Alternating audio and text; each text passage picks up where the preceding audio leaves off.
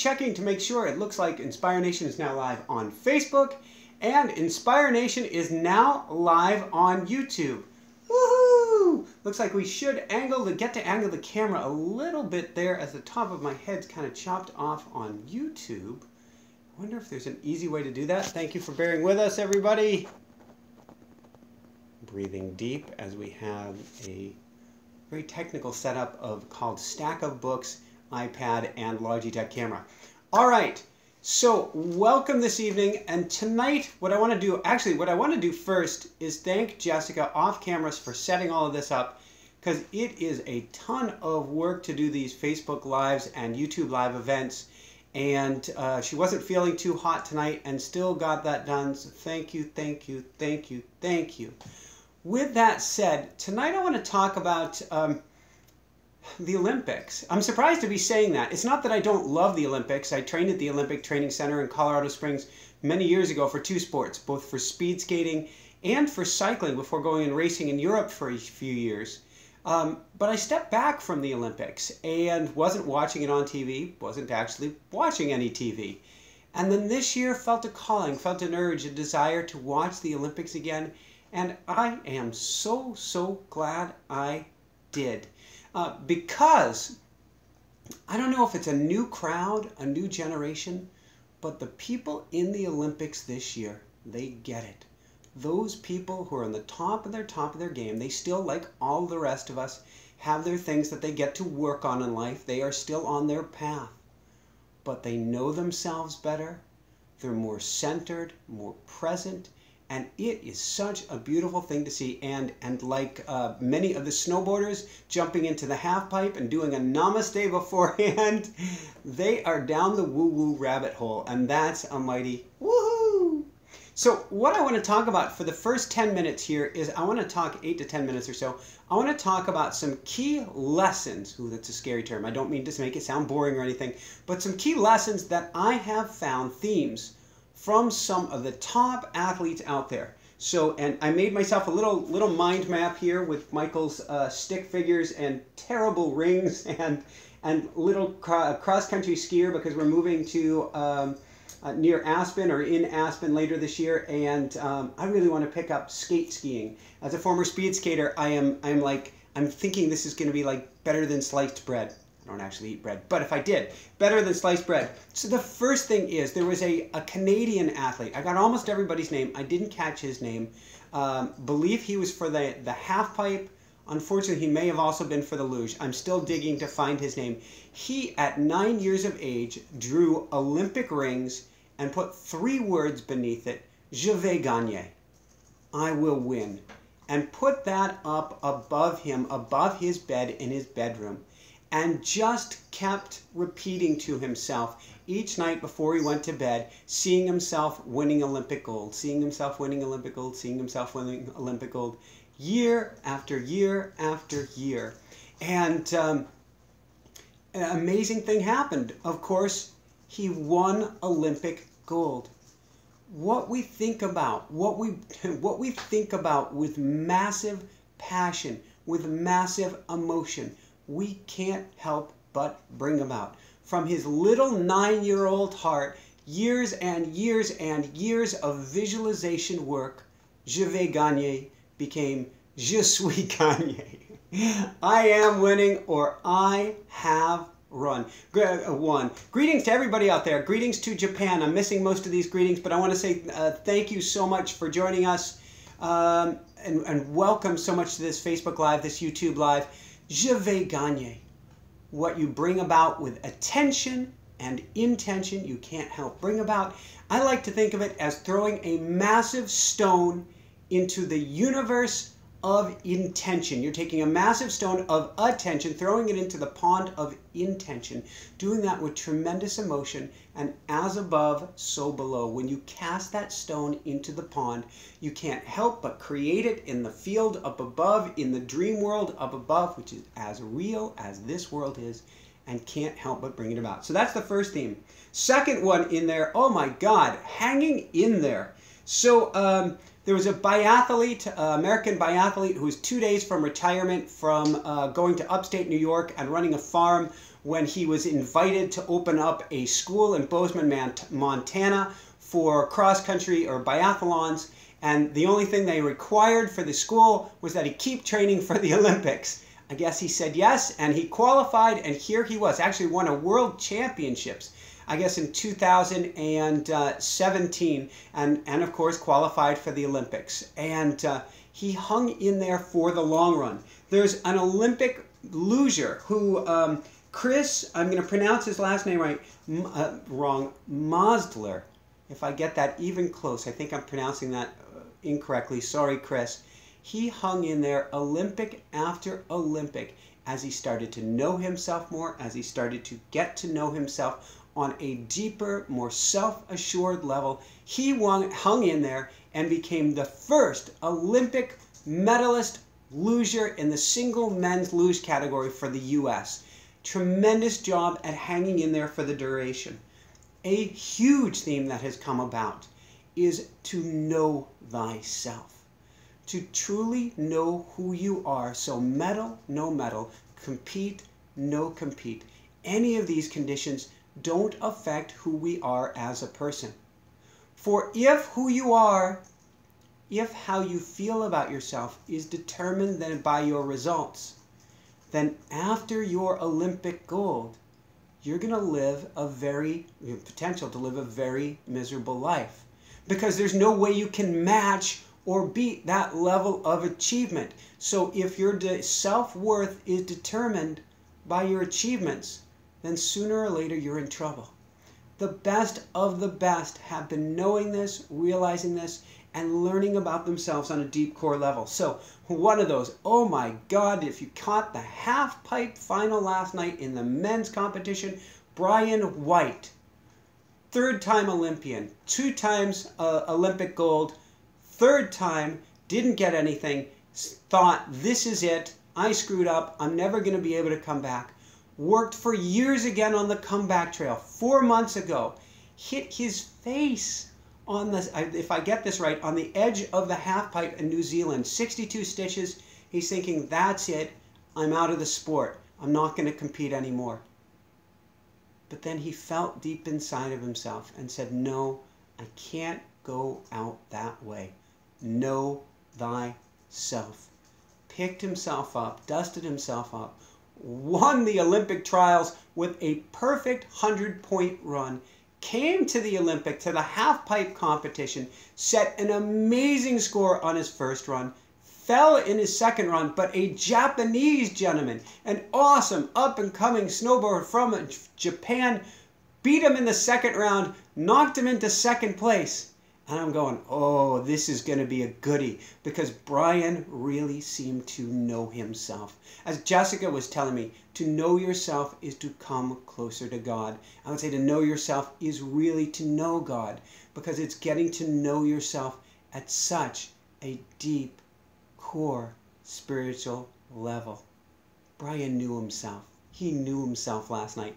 He came back and turned such an amazing run. I don't even understand how they do this. I think 1440 after 1440 after flip after flip. He won the gold. He was bawling at the end. He was so emotional. His dad said he had never seen his son cry ever. But it was because he dug deep and knew himself on the inside.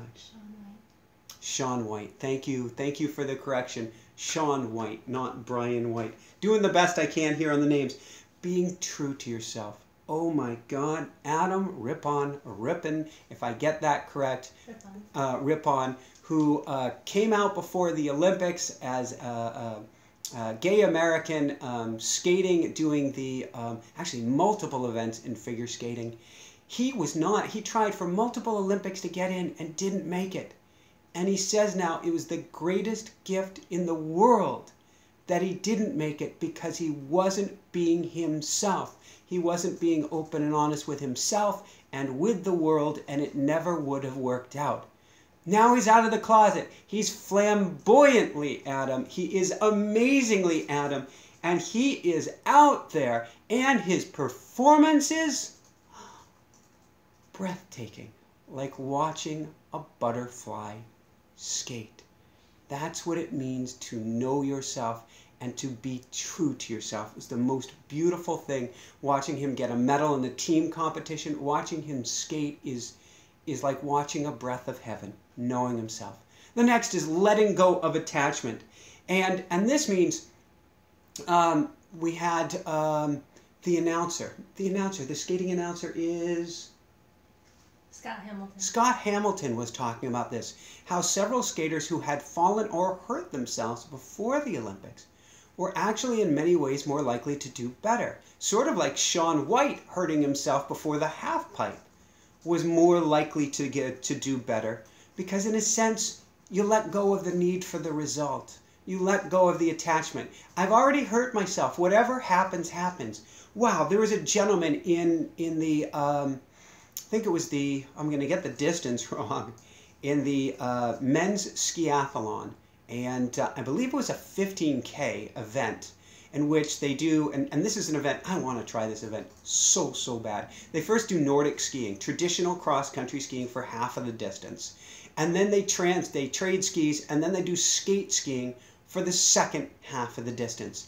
And his ski got stuck under somebody else's ski. Somebody basically skied over his ski, and he fell just after the start of the race. He went to last place, dead last, broken pole, had to be replaced once by his coaches on a hill, a second time by his coaches on a hill. He's in dead last. He's got nothing to lose now. A funny thing happens when you have nothing to lose and when you have a whole heap of adrenaline. He started to come back, and he come back more and more, and he got up to the main pack during the skating portion of the event. And at that point, he had nothing to lose. He had nothing to hold back. He had no need to prove himself. He's on an emotional high for getting there. He's been pinning the pace all day, and whether he blows up and finishes behind the main field or whether he wins the thing, he has nothing left to lose. Completely let go of fear. Whatever happens, happens. He skated away from the field in one of the most beautiful endurance event wins I have ever seen. From last place to first place, it was truly magnificent. Speaking of magnificent, enjoying the moment, the top athletes, many of them, not all of them, but many of them, are having a blast. They're playing their music, they're dancing, they're smiling. You can see before the events oftentimes who's going to do well by who is smiling and comfortable with themselves. Chris Mosler, he, with the luge event, we were joking calling him the announcer, because after each heat, he was getting better and better and addressing the camera as if he was already a CBS Sports announcer. And, you know, I could have seen him broken out into a shine bright. He was having a blast. All of his fans, his family were there. They were having a blast. Adam is having a blast. Adam said when Scott Hamilton or one of the other announcers said, "Are you okay with it being an early morning event?" He said, "I'm here to have fun. Make it even earlier. Bring it on." He was having an absolute blast. Brian, Shaun White, also just there for the pure joy of it. Of course he wanted the medal, but he's there for the pure joy of it. Another one who is there for the pure joy of it, because she has such an amazing future ahead, Chloe Kim from the US, parents from Korea. She's got 2 countries rooting for her. Her in the half pipe was something to behold. She was having fun, and she tweets a lot. She was tweeting beforehand that she didn't finish her breakfast sandwich and that she was going to be snowboarding hungry. Hangry. I don't know how to pronounce that word. But she was there to have a blast. And so she got the gold medal run in her first heat, or her first of three runs. She already had scored the gold. She went for it again in the second, didn't make her trick, one of her tricks, and then came back in the third for almost a perfect score, a 98.25. Absolutely amazing, because she was having a blast. So those are some of the lessons that we got from watching the Olympics. Love to know what lessons you got, and want to open it up to your questions now.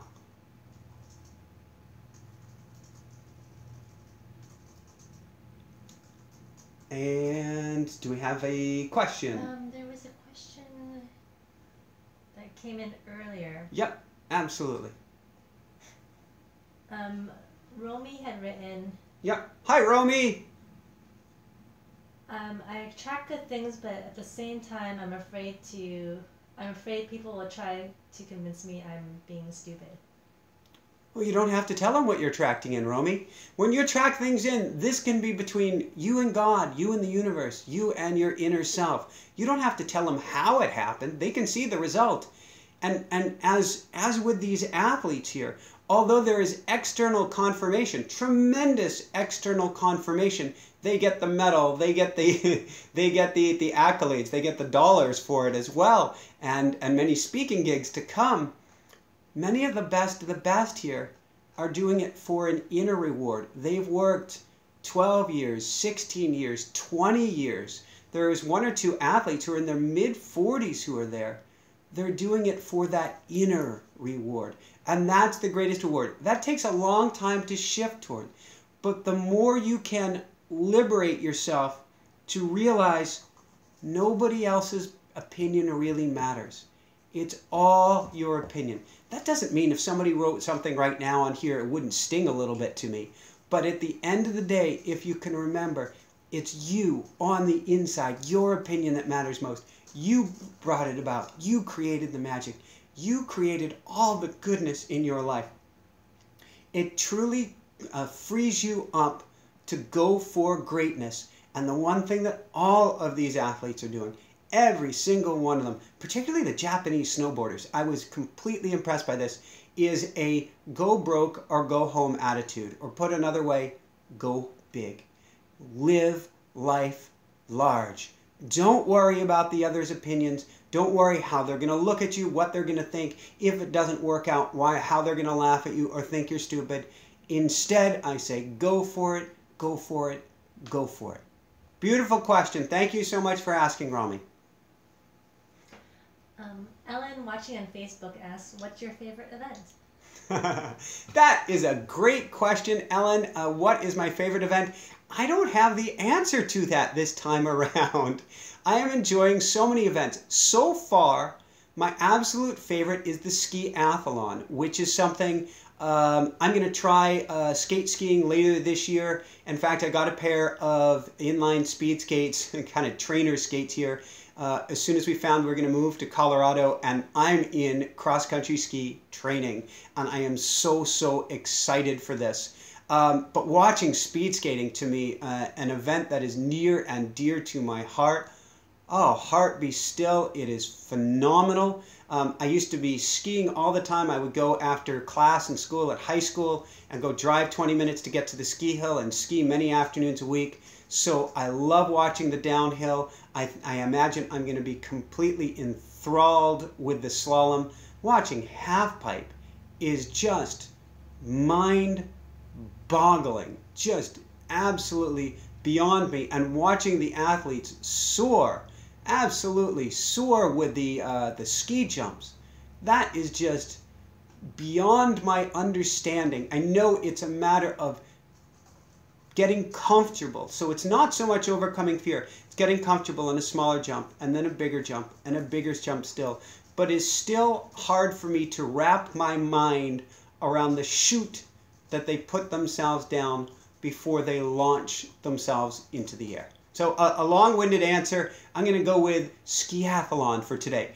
Ask me in another week or so, and that may have completely changed. She says her favorite is curling. Curling. You have got to explain curling to me. I've been trying to understand the button, and I can get the stone, and I understand the sweepers or whatever it's called, that they're kind of melting the ice in front of it and curling it around. You want to knock out your opponents and get yours in, but it is still really confusing to me. What blows me away in the curling, though, is the amount of focus. Watching I'm going to get this term wrong probably, the thrower of the stone or the pitcher of the stone, and his or her laser-like focus as they have the gentlest touch, as they push themselves off, you see almost no movement from them, is mind-boggling as well. I am always looking for the focus, for the mindfulness, for the mind game, not playing mind games, but the amount of presence these athletes bring to their events. And the amount of presence in curling is phenomenal. That's one of the things that I've learned the most from this Olympics, is I can now geek out on any sport and appreciate those who are doing well, not because they're doing well, not like this is a great person, that's a great person, but I'm watching the resilience of their mind. I'm watching their focus. I'm watching their presence. I'm watching how they've come back, how they are more into themselves, into the moment. All of the things I mentioned here. So whether that's curling or biathlon, skiathlon, speed skating, women's hockey now, awesome, awesome, awesome. Any of these events, I love watching their focus, their presence, their mindset, and their ability to bring themselves back around into things. And of course, I said it once, I'll say it 100 times, that's like John Candy from Cool Runnings, how they bring the pure joy back into what they're doing, because many of the top are bringing pure joy. First timers, they may be doing it on stress, anxiety, and adrenaline, but to come back and come back and come back again, you have to love your sport like you love oxygen itself, and you have to be enjoying it, or you will never be able to stay at the top or come back to the top. Our next question is from Angel KNY, who asks, what did you guys do to celebrate Valentine's Day? Oh, Angel. Angel, it's been a little bit of a rough day here. The goal was to help set ourselves free by working on this program, our automatic writing experience program, which is supposed to launch Friday. It might have a few day delay. We've been struggling a little bit with Jessica's health, to be truthful. And so she was down quite a bit of the day, and we haven't really done that much celebrating.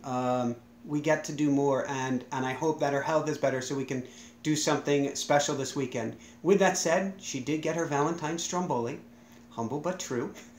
And he did try to give me a massage, but I just wanted to spoon instead. So she got a half an hour or hour spooning and a what do you call it? Not a get out of jail free card, but a gift certificate, we shall say, to at least one massage on call, if not more. It's a great question. Do you have a next question? I saw one come in about... Okay, go ahead. Oh, where did you see? We have on YouTube, it may flash off on me, Carl Godlove. Who has had the most profound impact to date on the current trajectory of your life? That's a great question, Carl. That is a phenomenal question. There are a few possibilities that come to mind. One is my mentor, who was my best man, Jack Burden, who was our mentor, or best man at 89 years young. He had an amazing influence on our trajectory and an amazing kick in our butts, my butt. Jessica's mom and dad are probably leading the way. Wow. Yeah. I'm going to go with Jessica's mom and dad. You know, they're great authors. So Wayne Dyer is at the top of the list. Anthony Robbins would be right behind him. Robin Sharma would be up in the top 3 as well, for helping the current trajectory of my life. But it was Jessica's parents who, when the chips were down, when we came back from Maui, and basically our backs were up against a wall, who helped us get back on our feet again, and helped, for no other way to put it, light a fire under my butt. And that's what I needed. I needed that. I needed both a safe capsule in which to grow and to lick wounds and to heal, and then I needed a motivation, is the best way to put it, to get going. So yeah, I'm going to give Jessica's parents a big shout out and thanks and all the kudos in the world for that one.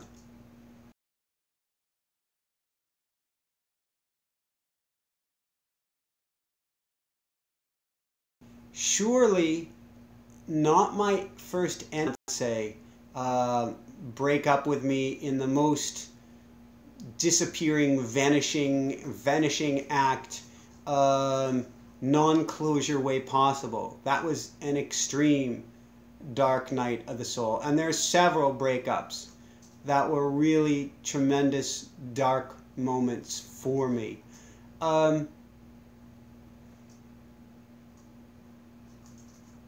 It's been a few times. I'm thinking whether it's just been girl or relationship related. See, the accidents, Charlene, were very difficult, but I really felt strongly they happened for a reason, and I could come back from them. All right, I've zeroed in it. Number one on the list. Number one on the list. I was racing in Europe. I was trying to make it to the Tour de France, and it was summer, I think it was 1993, and I don't actually remember the date. And I was racing in this little town called Hauteville, or went through dozens of little towns in the French Alps, near Geneva, Switzerland, near Annecy, a beautiful mountain town, and not too far from the biggest climbs in the Tour. And I came into this little French village. And I remember a French guy gave me some water, and I was so polite that after I drank some water from this bottle, I tried to put it down without it spilling. Bizarre. I come into this roundabout. There's a giant crowd waving for me. Vous allez! Vous allez! I can't see around the turn, but the safety officials waving me through the turn with his wand. Les Américains! Les Américains! Ooh! A elderly woman with full-size Peugeot automobile had managed to come down an alley and missed the barricades or people blocking the road, and had gotten her car out onto the race course and hit me basically dead on center. I rounded the corner. I managed to get the bike turned sideways. She hit my left leg and flipped me up.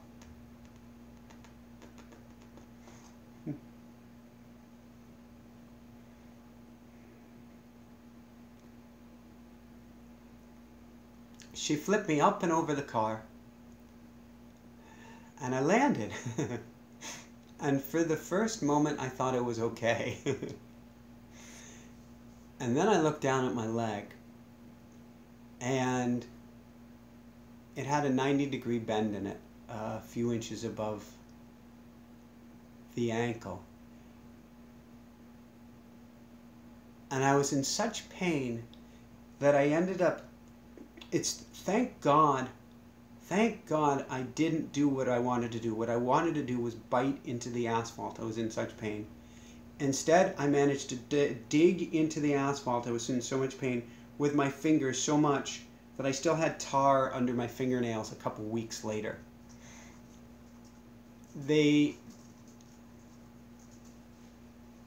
After they got me to the hospital, I was screaming and writhing in such pain that they left me in a hallway until I would be quiet.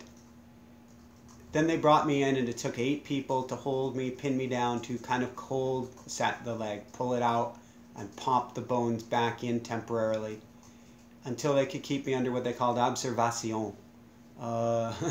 Observation. Maybe they thought there was a head injury or something, I don't know, but they wouldn't give any pain medication until after midnight, and this happened in the morning. And I told myself, and I truly would have, if I had had a gun at that moment, I would have taken my life. I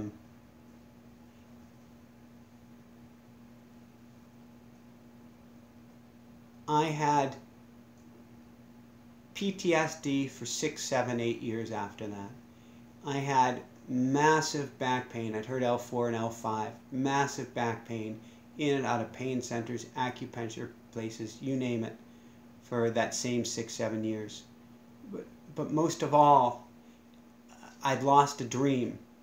I never raced again on the road at that level.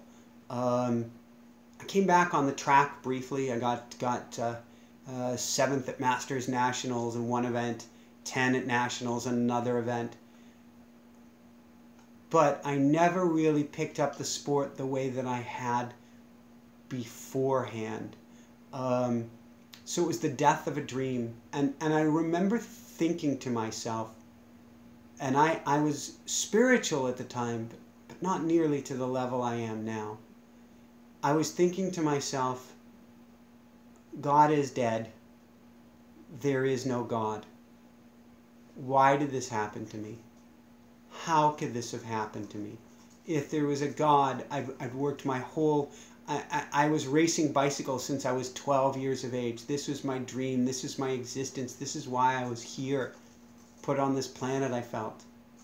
Then why was it taken away from me this way? The ultimate irony is, knowing what I know now, I gotta come back. I gotta definitely come back and been a much better rider.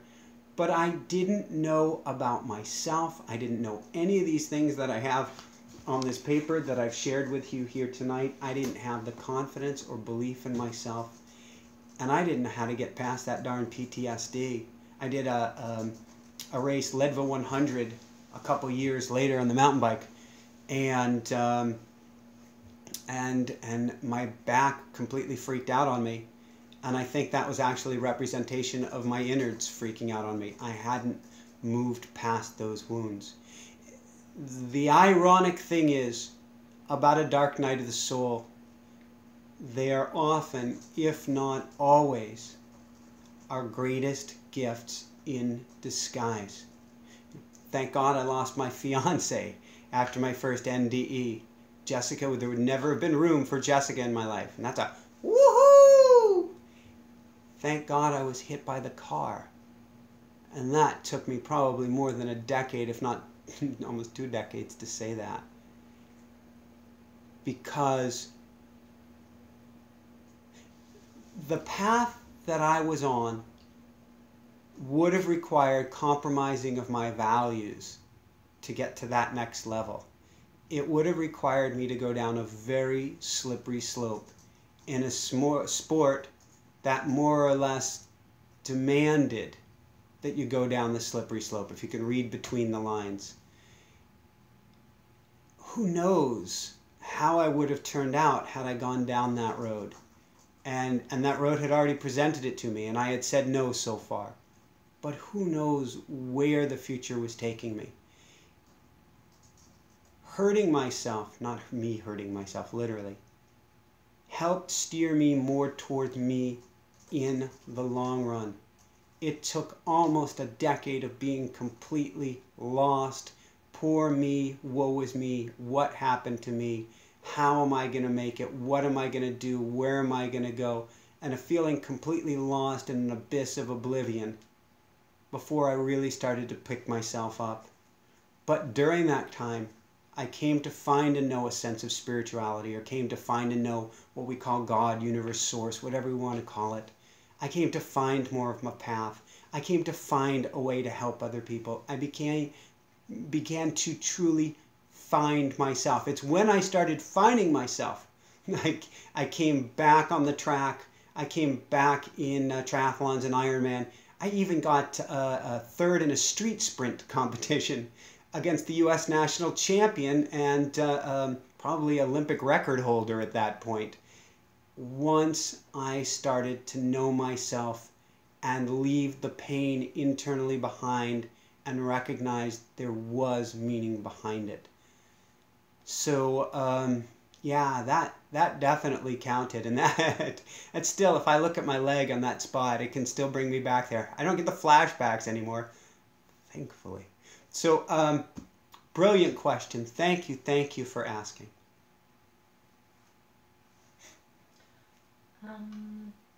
We had a question from Lucy on Facebook. Yeah. Let me see if I can find it again. I'm on a different laptop. So Jessica's on a different laptop. She's doing the best she can there. And I realize for everybody in YouTube land, we get to do more of setup work on the camera. So it looks like I'm looking, I have to look down for YouTube and look up for Facebook. And the Facebook camera's on a little bit better angle. So if people see me looking off, distant, kind of ethereal or away on YouTube, please forgive me. It's just the way the cameras are set up this time. We're gonna get this dialed. okay, so Lucy asks, she has two questions. The first one is, how important is it for a married couple to be joined in intent and feeling in order to manifest? Ooh, how important in that her name again is? Lucy. How important is it for a married couple to be joined in intent and feeling in order to manifest? Hi, Lucy. A brilliant, brilliant question. How important is it for a couple to be linked in intent and feeling to manifest? It's not essential, Lucy, but it is quite helpful. Two people together in doing intention work, to me that's square root. It's always exponential. 2 people is 2 times 2. 3 people is 3 times 3. It's why there's talk of the power of 8. 8 times 8, 64. It's magnificently huge. So if you can get your partner on the same team with attention, intention, and emotion, it makes a massive difference. But it is not necessary. Now, if the 2 people are rooting for opposite things, for instance, if I'm going Aspen, Aspen, Aspen, and Jessica's going Sedona, Sedona, Sedona, then we may be going nowhere, nowhere, nowhere. So it is important to have that alignment, or at least not have that interference between the 2 of you. Brilliant question. Okay. Before I ask the second question, something just popped up on YouTube. It looks like somebody, Audio Bizarre, made a donation. I didn't even know you could make donations like this. I saw this green thing flash, or gold thing. It's gold, like a gold medal. So Audio Bizarre just made it looks like New Zealand, $10. Audio Bizarre. Thank you, thank you, thank you. We didn't even know this was possible to do. We have people come on over to our Patreon page. We didn't even know that you could make a donation through here. So thank you. You just made our evening too. Woohoo! All right. Okay, back to Lucy's second question. All right. She's very empathic, a feeling sponge. What suggestions do you have to overcome negativity in her home?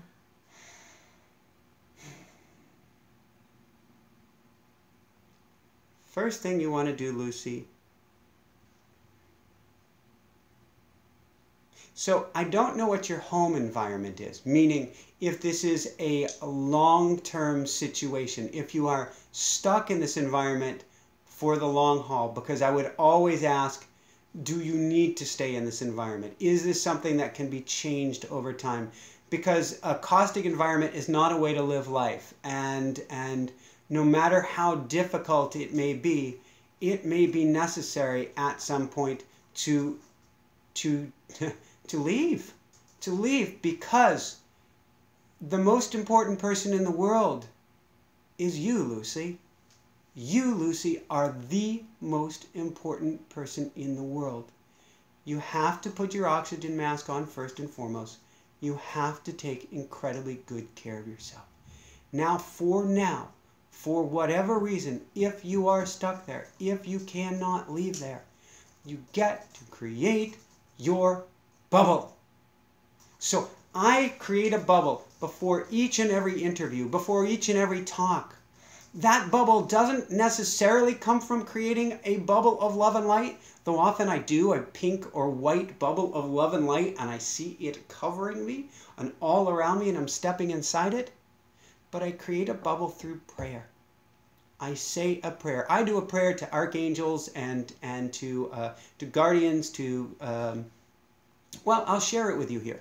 What I typically say is a prayer of giving thanks or help for others, but I can also do it for myself. Archangel Michael, Archangel Raphael, Archangel Gabriel, higher self, higher team, all angels, guide, and light workers, here for my highest good and the highest good of all. Now for this interview or this show here, I would say, please help me to help others. Please help me to help others. Please help me to help others. In the case of protection, I can say, please help protect me with love and light. Please help guide me with love and light. Please help infuse me with love and light. And please help direct me with love and light. This sets an intention of protection each and every day. You can do this praying to God as well. When we teach our automatic writing program, the first thing that we do is we teach an invocation prayer, which has in it, God, please protect me with your love and light. Go to the highest energy, the highest source you can to ask for guidance and protection. It is so, so important. And then do everything you can to get yourself in touch with spirit. In spirit, inspired inspiration. That can be creativity. That can be journaling. That can be automatic writing. That can be singing. That can be painting. But do something to get yourself in the creative process, A. B, get yourself out of the house. Get yourself out of the house. Get yourself out of the house. I recommend nature if it's warm enough to do so. But get out, get to expansive places, get to water, get to nature so that you can get grounded and get a new perspective. And then start writing, journaling, automatic writing, anything about your future and what it is going to look like. See it, visualize it, pray for it, ask for it, help it to come about for your highest good, for the highest good of all, or something better. That's the prayer I like to add at the end of all intention work. For my highest good, the highest good of all, or something better. If there's someone in the house that is most caustic, first off, you can do visualization work to see the situation change. Do it each and every morning. Moment is not bad too. And do Ho'oponopono work like crazy. My all-time favorite prayer for helping and healing relationships. Ancient Hawaiian healing prayer. Say this all day, every day, or at a minimum, I'd say it 27 times, which is a quarter of a great Buddhist number, 108, before you go to bed. And this is a prayer to yourself, for yourself. It's not about anybody else, but it helps heal relationships. So if there is a person or people in your life who you are not getting along with and their negativity is dragging you down, repeat this prayer again for yourself. I love you. Please forgive me. I am sorry. Thank you. I love you. Please forgive me. I am sorry. Thank you. Repeat it over and over again. You are not saying I love you to that person, though you certainly may, and sending them as much love in the world as you can is awesome. Care and compassion, kindness and compassion, realizing that those who hurt you the most are suffering the most. They're suffering. Even if that suffering comes out on you, and I challenge you that you don't need to be gifted with their suffering, I would look at how you can change that situation sooner or later. But realize that they're suffering and send as much love, kindness, and compassion from a distance, if necessary, as possible. But this, I love you. This is, I love myself. Please forgive me. That is, I forgive myself. One of the most powerful energies in the universe. I love you. Please forgive me. I am sorry. I am sorry. I am not treating myself with even more love and kindness, but I am doing that now. Thank you. Gratitude. One of the most powerful energies in all of the universe, if not the most powerful energy. I love you, and I got my bracelet here. I love you. Please forgive me. I am sorry. Thank you. I love you. Please forgive me. I am sorry. Thank you. I send you all the love in the world. I know you can change this over time. Build that bubble.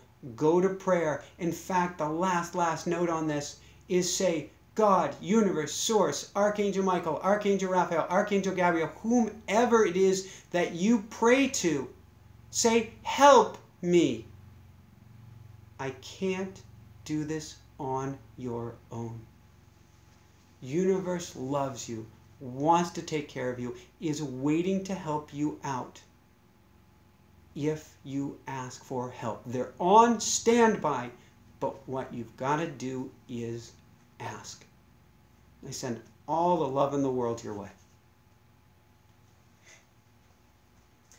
Your next question is from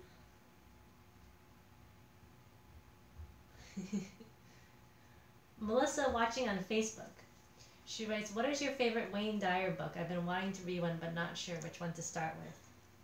So, Melissa, I loved a lot of his early books, and there's one I can't remember that actually got me doing my bike ride across the country, and he used to say, what would you do if you knew you couldn't fail? And that got me. I did a 5,000-mile solo 40-day unsupported. It was an amazing bike ride many, many years ago because of Wayne Dyer's book in part. Well, I had a dream. That's what did it. But his book was a huge inspiration. And so the book that I'm going to go with, though, is the one that's called Inspiration. That is the book that I was literally listening to before I had my first NDE. I had been on a skating session sponsored by Rollerblade. I was going to be doing a 4,000-mile, 40-day world record skate across the country to help people with learning disabilities and attention deficit disorder. And I'd stopped in a creek to cool off my feet and kind of center myself. And I'd been listening to an MP3 of Dr. Wayne Dyer's book, Inspiration. And he talks about everything in life happens for a reason. Was sharing this beautiful story of a butterfly landing on him. Then I had my experience, you can say. And there I am laying on the ground, completely broken, minutes after praying for safety and guidance. And I knew, because I'd been listening to his book just moments before, everything in life truly happens for a reason. And I listened to that book on an MP3 time after time, day after day, after I started getting out of bed, after I started being able to crutch around the house, after I started being able to crutch down the driveway, as I began being able to crutch down the street, and all the way through teaching myself how to walk again, I kept on listening to Inspiration again and again and again. So I would say that by far to me is the most beautiful place to start. Kitty the Cat on YouTube asked what magnesium supplement you would recommend, and I've started typing the answer, but... So Kitty the Cat, I'm going to give a twofold answer to magnesium supplement, which is either A, I would use Dr. Carolyn Dean's magnesium supplement, which you can get, I think, at rnareset.com, and it is called Remag, or the simpler, more budget-oriented way that works amazingly effective is take Epsom salt baths. I take an Epsom salt bath now at least every other day. I saw huge changes when I started taking magnesium. I've seen even bigger changes since going to the Epsom salt bath. Now, it takes longer, although it's very relaxing, and it's great if you've been doing workouts. Logistically, it's a little bit more complicated, but I found it just amazing for the body. Magnesium affects over 800 processes in the body, so I can't recommend taking magnesium enough. One of those two ways, and we have, it's actually the first and most important step towards Jessica's comeback in her health after being sick with mold toxicity poisoning, was getting her on Remag. So love it, love it, love it. Ellen on Facebook asks, have you ever read Zig Ziglar or anything from John Maxwell? Zig Ziglar, yes. It's been a while. Couldn't tell you the name of which book. Actually, I may have done some audios by Zig Ziglar as well. John Maxwell, no. Probably a good idea that I do that. And I'm up for recommendations as well. You wrote a book called Go for Gold. Oh, perfect. Woohoo! Okay.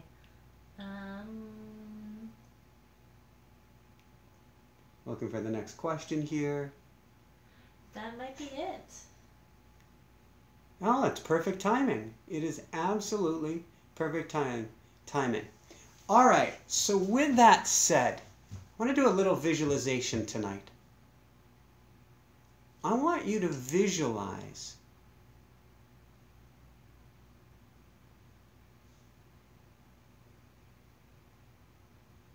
what a perfect moment would look like to you. To some people, that would be, well, let's go into meditation here first. So what I'd like to do, whenever I have people meditate, I have people breathe in and out through the nose down to the belly. And the reason I do that is it calms the nervous system.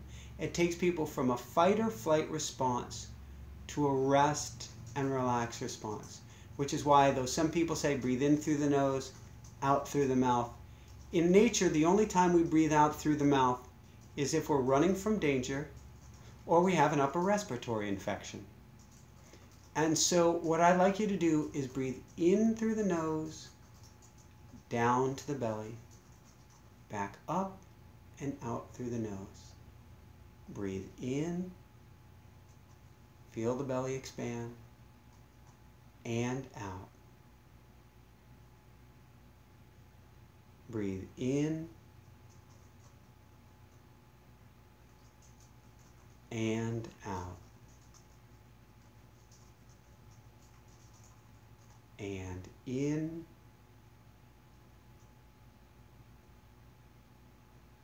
and out. Now, as you continue to breathe in, I want you to go to a perfect moment in your mind's eye. It can be a place that you dream about. It can be an experience like winning a gold medal. Or it can be a hilltop, like one I was at with Jessica a couple years ago. We're up right on the border of New York and New Jersey, overlooking wrinkled carpets of color and the trees down below us in the valley floor. Continue to breathe in and out. See yourself in this perfect place, in this perfect moment, as you continue to breathe in and out.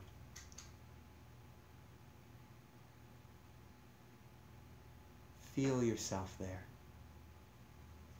I can feel the stone, the cold of the stone, beneath my running shorts as I'm sitting down, looking out over these hills. Smell what it smells like. I can feel the fall, crisp, cool fall air in my nose. What does it taste like? I can actually taste the scent of granite that I was sitting on in the air, with a slight mossiness to it, because there was some fuzzy green moss all around.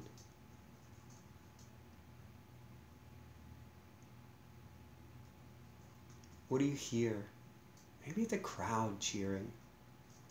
Or maybe it's the wind rustling through the pine needles up high above.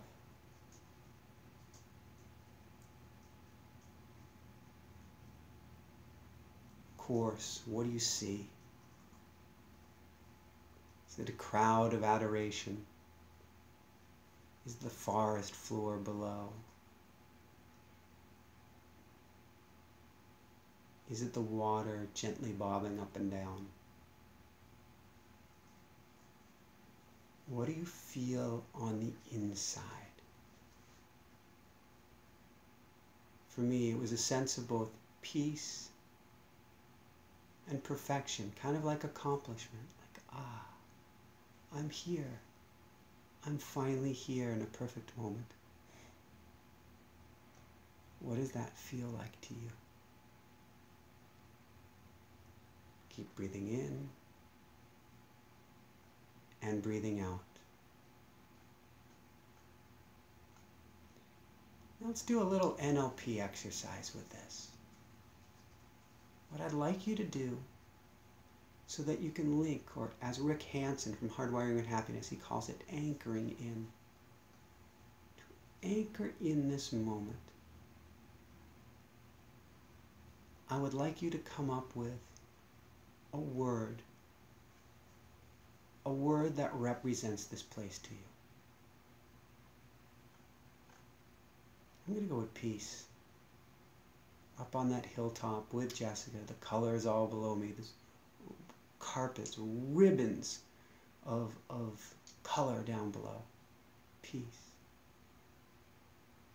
Come up with your word. It could be peace. It could be success, happiness.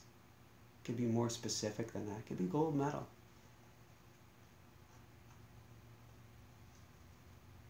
Picture that experience. Feel that experience. Truly live in the moment of it. And as you are feeling it, let's link that to a movement.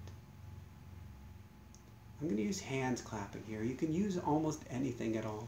It could be like a pitcher in baseball tugging on the ear, tapping on your nose. In fact, I do have one of those with Jessica. When I tap on the nose, we've linked it with a very special, endearing feeling. So I can tap her on the nose and I can go Pookie. And she breaks into a smile. It's an NLP technique.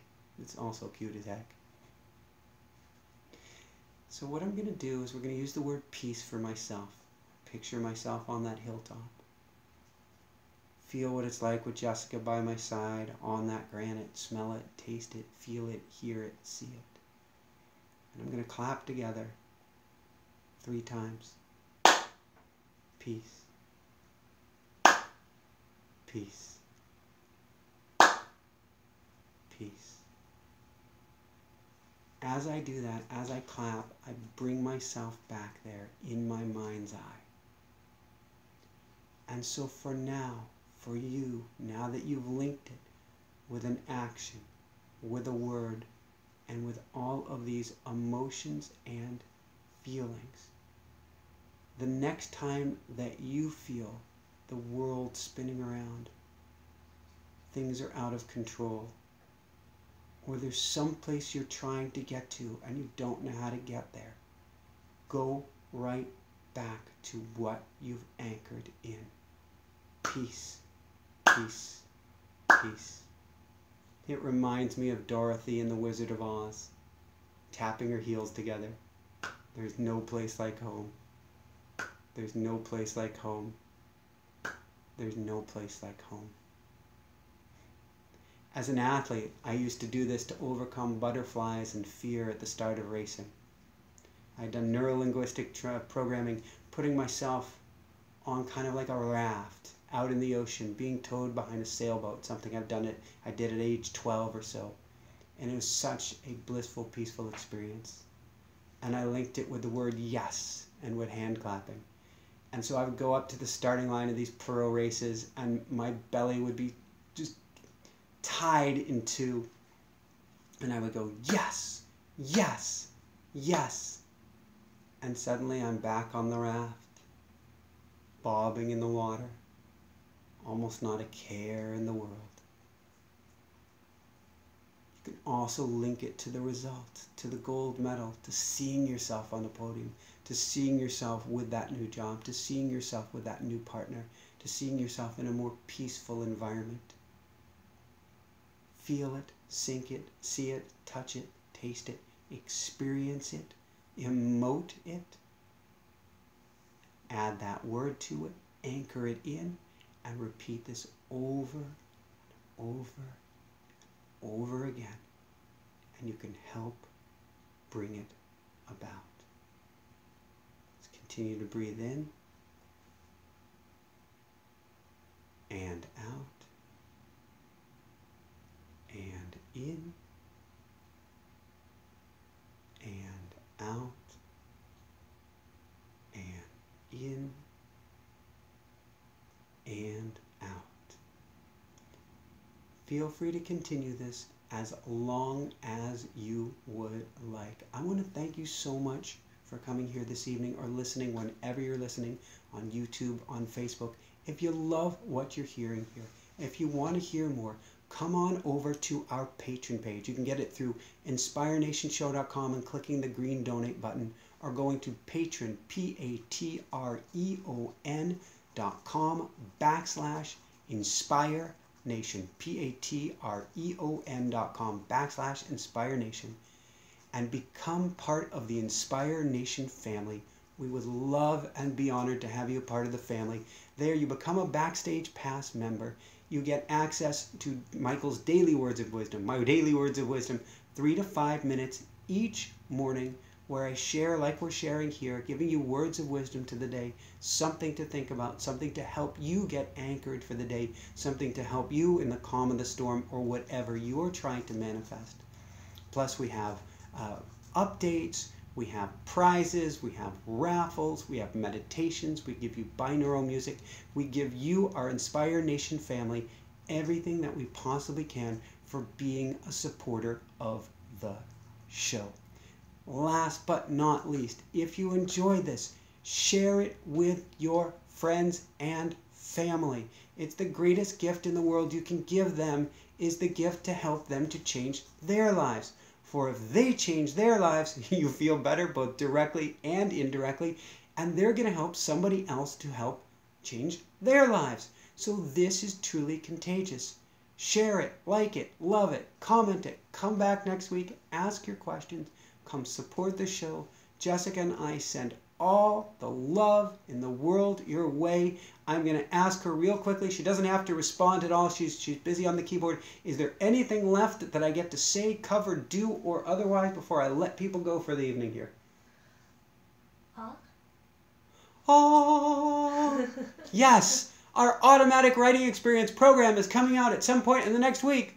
Woohoo! That is health dependent, because this is Jessica's automatic writing. Oh my God, it is my favorite tool in the world, bar none, most important. Teach it to all of my coaching clients in the beginning. Want to teach everybody in the world automatic writing because it helps you tune in and get guidance. Not sure where to go in life? It helps with that. Not sure how to get there? It helps with that. Not sure what to do with today? It helps with that. So we're putting out this program, 30 plus videos, binaural music, music to help you relax, music to help you meditate, music to help you focus, music to help you get direction, plus 30 videos step by step how to get into awe, 30-day program of how to develop your inner wisdom, your inner awareness, how to go from the thinking mind, KEGO, all the monkey minds talking going on up here, and drop down into your heart, so that you can hear from the stillness, from the inner wisdom that'll never steer you wrong if only you would listen to it. This is basically the program to help you become your own Neil Donald Walsh Conversations with God, to become your own Paul Selig medium or channel of your inner wisdom.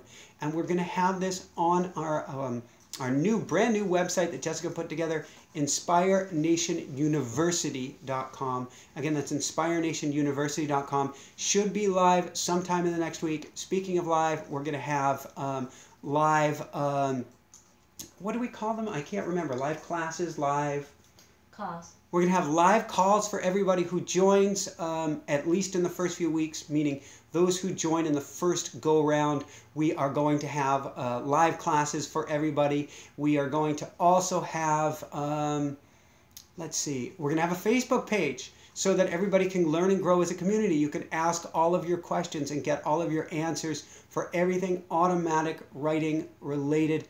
I am I'm over the top excited about this. We've been trying to get out a book for the last, I guess, over 2 years now.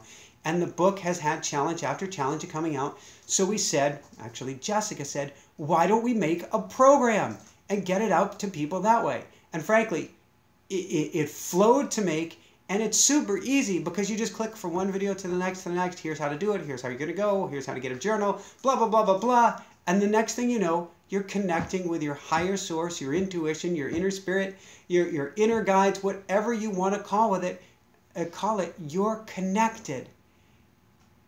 Everything about Jessica's life and my life has changed since we started automatic writing. Everything. From the show, from the lives, all of that has been dramatically influenced by learning how to tap in on the inside. Anything that I missed there? All right, I want to send all my love your way. Jessica sends all her love your way. We don't have a kitty for a really quick cameo, do we? They're all sleeping. All right. Again, that's InspireNationUniversity.com, or come on over and become a Backstage Pass member. That's patreon.com/InspireNation. I send all the love in the world your way. Have the most beautiful new week ahead. Can't wait to see you next week. Send us over your questions. We'll be sure to ask them on air next week. Above and beyond everything and anything else, even before Shine Bright, love yourself, love yourself, love yourself. You came from love. You are love. You couldn't be anything other than love, no matter how much you try. You are the one person you get to go around this entire lifetime with, no matter what you've done, no matter what you've said. So forgive yourself, be as kind and gentle and loving as you can, and then have the most amazing week ahead. We send all our love your way. Shine bright. Woohoo! Love and blessings to all.